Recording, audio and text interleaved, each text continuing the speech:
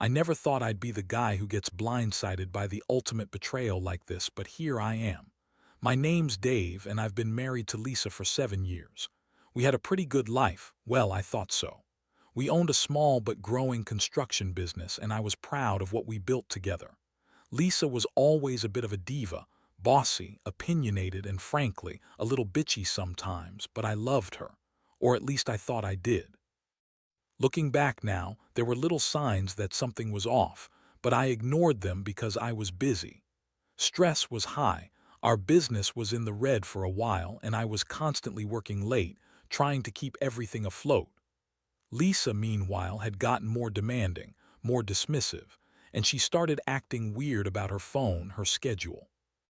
I caught her lying a couple of times, small things at first. I was at the gym, she said, or I had lunch with a friend, but her phone was always locked and she'd get defensive if I tried to look. It wasn't until I got an emergency loan approval that I started to piece everything together. I've been working late on a Thursday, had to. The bank finally approved the loan that could keep us afloat a bit longer, and I was rushing back to tell Lisa the good news. It was about 8 p.m. when I pulled into our driveway, tired and ready to finally relax a little. I decided to surprise her. Maybe she'd be happy. Maybe she'd finally acknowledge all the stress I'd been under. I unlocked the door quietly, expecting her to be waiting inside, maybe with a glass of wine. But what I saw across the room stopped me cold. There they were, Lisa and my business partner Jake, in my office, on my own desk. Their faces closed, lips practically touching. Jake's hand was on her waist, and she was leaning into him like she was trying to melt into his body. My stomach dropped. My first instinct was to yell, to storm in and ruin whatever they were doing, but I froze. I watched for a second, feeling like I'd been punched in the gut. Jake looked up when he saw me, and Lisa's eyes widened, her face twisting into a cruel, smug smile. She saw me standing there, stunned, and her lips moved, but I couldn't hear what she was saying. It was like the world had gone silent. I couldn't breathe. I couldn't move. All I could do was stare at the woman I loved, who I thought loved me, and realize she'd been sleeping with my business partner during our worst financial crisis. That's when everything shattered. I knew right then that our life was over. I stood there for what felt like forever, trying to process what I'd just seen. My mind was racing in 1,000 directions. How long had this been going on? Was it just tonight, or had it been going on for weeks, months? The image of Lisa's face, that smug, knowing look, kept burning into my memory. I couldn't believe it. My wife, my partner, was cheating on me with Jake, right in my own office, during the worst financial stress we'd ever faced. I finally managed to gather myself enough to speak. My voice came out hoarse and shaky. "Lisa, what the hell is this?" I looked from her to Jake, who was now trying to act innocent but looked guilty as hell. Lisa's smile widened, like she was trying to bait me, like she enjoyed the power play. She crossed her arms and said, "Oh, Dave, it's not what you think. You're overreacting. I was just talking to Jake about stuff, business stuff." Her tone was bitchy, dismissive, like I was some idiot who couldn't handle the truth. I didn't buy it, not for a second. The way they were holding each other, the way Lisa looked at him, it was more than just talking. I knew my wife, and I knew when she was lying. I could see the flicker of guilt behind her eyes, but she was trying to hide it with her typical bitchy attitude. "Business stuff," I repeated, trying to keep my voice steady. "Really? Because it looks a lot like more than just business to me. Tell me, Lisa, how long has this been going on? Did you think I wouldn't find out? How many nights have you been sneaking around with him while I was working my ass off trying to save this damn company?" She rolled her eyes, scoffing. "Oh, please, Dave. You're so dramatic. We're just friends. Jake and I, we've always connected. It's not a big deal. You're just overreacting. Because you're stressed about the business. Grow up."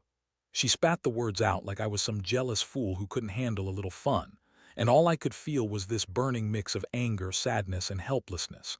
I pushed past her, my hands trembling. I couldn't even look at Jake anymore. "You knew, didn't you? You knew about this and you didn't tell me. How long has this been going on? How many times have you lied to me? To our faces?" Jake looked uncomfortable but tried to shrug it off. "Look, Dave, things just happened. Lisa's been stressed too, you know. I didn't mean for it to get this far." His voice was low, almost desperate. The thing is, I didn't care about his excuses. All I saw was betrayal by my wife, my partner, the person I trusted most. Lisa's face was full of contempt.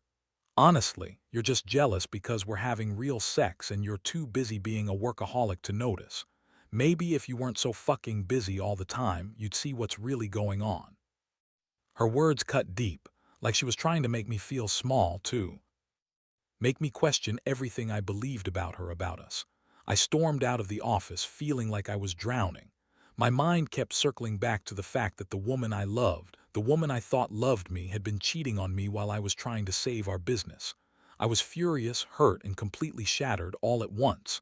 I didn't know what to do next, but I knew I couldn't stay there. Not anymore. After I left the office, I didn't go straight home. I just drove. Didn't even turn on the radio. My head was spinning with everything I'd just seen and heard. How could Lisa do this? How long had she been sneaking around behind my back? And Jake, the guy I trusted to be a partner, how could he betray me like that? The whole world felt like it was collapsing inside my head. I finally pulled into a quiet park and sat there for what felt like hours trying to piece everything together. The anger was simmering now, but beneath it lurked this deep, gnawing sadness. I kept asking myself, how could she lie to my face for so long? How could she pretend? Everything was fine. I replayed every conversation, every smile, every "I love you," and I felt sick all over again. I had given her everything, my time, my trust, my energy, and she had been screwing around with Jake the entire time. I kept coming back to the moment I saw them in my office. That image burned into my brain. They looked so cozy, so intimate. I could see the way Lisa was leaning into him, practically begging to be caught. That smug look on her face, like she knew she was getting away with something. It was like she wanted me to find out, wanted to rub it in my face. And honestly, I think she did. I was furious at her, yes, but also painfully hurt. I'd always thought we had some kind of connection, some kind of understanding. Turns out it was all a lie. I started thinking about everything we built together, our company, our home, the plans we'd made, and realized they'd been nothing but illusions. All of it was crumbling, and I was left standing there, feeling betrayed by the two people I trusted most. But I knew I couldn't stay consumed by this anger forever. I needed a plan. I couldn't just flip out and ruin everything in a reckless rage, though part of me desperately wanted to. No, I had to think carefully about what came next. Whether I confronted her again or just cut my losses and walked away, I had to be strategic. I had to protect myself and figure out how to move forward without breaking completely. And that's when I started questioning what this meant for the future. Could I forgive her? Could I forget? Or was this the end of everything I thought was real? Honestly, I didn't have the answer right then. All I knew was that I had been knocked off my feet, and now I had to find a way to stand back up. Whatever that looked like, I wasn't sure yet, but I knew one thing. She betrayed me in the worst way possible, and I wasn't going to let her get away with it. Not without a fight. The next day, everything felt like a blur. I woke up with a pounding headache and a stomach full of knots. My mind kept circling back to the night before. Her smug smile, Jake's guilty eyes, the way she lied so easily. I kept replaying that moment in the office, feeling the sting of betrayal sharper than ever. I couldn't believe I'd been so blind. How did I miss all the signs? How could I have been so stupid to trust her completely? I knew I had to confront her again, but I also knew I needed a plan. I couldn't just burst in and accuse her without evidence or strategy. That wouldn't serve me well. I wanted her to feel the weight of what she'd done, and I wanted to do it on my terms. So I decided to gather some proof, texts, emails, anything that could back up my suspicions. I spent the morning going through her phone, her email, her social media. I found some messages that confirmed what I already knew: she and Jake had been more than just friends. There were explicit exchanges, photos, and plans for meetings I never knew about. It made me sick to my stomach. The woman I had trusted, the woman I'd loved, was out there betraying me so blatantly. I felt a flood of emotions: anger, sadness, humiliation. But I also felt a strange sense of clarity. I needed to confront her. But I had to do it carefully. I wanted her to see that I had proof, that I wasn't some naive fool anymore. Later that evening, I made sure I was calm before I called her. When she answered, her voice was all fake sweetness, like nothing had happened. "Hey honey, everything okay?" she asked, batting her eyelashes like she was innocent. I took a deep breath and then laid it out. Lisa, I found your messages. I've seen what you've been doing. The photos, the plans, you've been cheating on me. With Jake. How long has this been going on? Her face froze for a moment, then she scoffed. Oh, come on, Dave. You're crazy. You're just paranoid because of the stress. This isn't what it looks like. I couldn't hold back anymore. I told her straight, no, Lisa. It's exactly what it looks like. I have proof. You lied to me, betrayed me, and I don't know how you sleep at night. She started crying, fake tears, of course. You don't understand. I was stressed and Jake been there for me. It's not a big deal. You're just overreacting because you're so wrapped up in work. You don't care about me anymore. That made me furious. Don't try to gaslight me. I've had enough. You've been screwing around with my partner while I was trying to save everything we built. You think I'll just forget? Think again. There was a pause on the line, then she hung up. That was fine. I didn't care if she ran crying or tried to deny everything. I had what I needed. I knew what I was going to do next. That night I stayed up, running through everything. I knew I had to decide whether to fight for this marriage or cut ties clean. The truth was, I felt numb. Part of me wanted revenge, part of me wanted to just walk away. But I also knew I deserved more than to be a fool. I deserved respect, honesty, loyalty, things she'd completely thrown away. So I made a decision. I was done pretending, done trying to save something that was already dead. I was going to confront her again, but this time with a clear plan. I wanted her to see that I wasn't just some naive guy anymore. I was done being played. Whatever came next, I was ready for it. The day I finally decided to confront Lisa again, I knew I had to be cold, calculated, and ready for anything. I had the evidence, and I was determined to make her face the truth. I didn't want to hear her lies or her excuses anymore. I wanted her to understand that I wasn't going to tolerate this betrayal, especially not after everything we'd been through. I showed up at her place early in the afternoon. She was still trying to act like everything was normal, but I could see the panic hiding behind her bitchy smirk.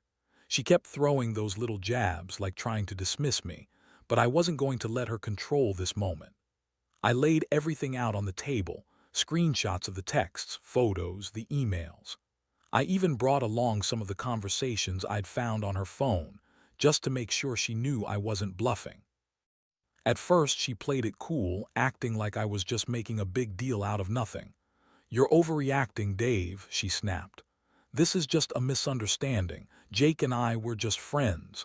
You're jealous, that's all. But I cut her off. Stop lying, Lisa. I've seen everything.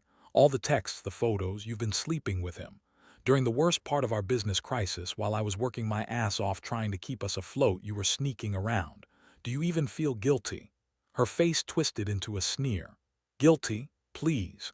You're just some controlling asshole who's losing his mind because he's worried about money. Jake's not just some friend. Maybe if you weren't so obsessed with your damn business, you'd see what's really important. That was the moment I finally snapped. I told her that she was a selfish, manipulative bitch who had no respect for me or what we had built. I told her I was done, that I was ending this sham of a marriage. I wasn't going to stay with someone who could cheat on me. That kind of betrayal was beyond repair. I told her I was taking the business and leaving her to deal with the fallout. Her reaction was pure venom. She spat at me, called me every name in the book, and called me jealous, paranoid, pathetic. She told me I was ruining everything because I couldn't handle the truth. That's when I saw her true colors. She wanted to keep the control, to keep me under her thumb, even knowing she'd destroyed us. I didn't care anymore. I grabbed my stuff, told her she was done, and walked out. I was angry but also relieved. I finally stood up for myself. I knew I couldn't keep this charade going. It was only dragging me further down. That night I sat alone, reflecting on what I'd just done. It was the hardest thing I'd ever done, cutting her out, ending the marriage, losing everything I thought was real. But deep down, I knew it was the right choice. I deserved better than her lies, her cheating, her manipulations. I learned that trust is fragile, and once broken, it's almost impossible to rebuild. Moving forward, I realized I had to prioritize myself, my sanity, my dignity, and let go of what was never really mine to begin with. This whole experience taught me that sometimes the only way to get your life back is to tear it all down first. The days that followed were a blur of chaos and clarity. I moved out of the house into a small apartment I found nearby, just enough space to breathe and think. Every night was a mix of anger, sadness, and a strange sense of relief. I kept replaying everything: her sneering face, Jake's guilty eyes, the lies I believed for so long. It hurt, but it also felt like a weight lifting off my shoulders. I realized that the betrayal was more than just a personal one. It was a wake-up call. I'd been so caught up in trying to keep everything together, our business, our life, that I'd neglected myself. I'd sacrificed my peace and trust for a woman who didn't respect me enough to be truthful. The whole thing changed how I saw relationships. I learned that loyalty is everything, and once that's broken, it's almost impossible to repair. In the months that followed, I threw myself into work and rebuilding my confidence. I cut ties with Jake completely, cut her out of my life entirely. I didn't want any reminders of the betrayal. Slowly, I started to regain my footing. I learned to trust my instincts again and to value myself enough to walk away from toxic situations. Looking back now, I know I made the right decision. It was brutally painful but necessary. I don't regret standing up for myself or ending the marriage. I learned that sometimes you have to tear everything down to rebuild something better. I still get angry thinking about what she did, but I also know I'm better off without her. The biggest lesson I take from all this is that honesty and respect are the foundation of any relationship. If those are broken, everything else crumbles. I hope sharing this helps someone else avoid falling into the same trap. Trust your gut, don't ignore the signs, and never let anyone treat you like you're less than you deserve. Because at the end of the day, the only person who truly has to live with your choices is you.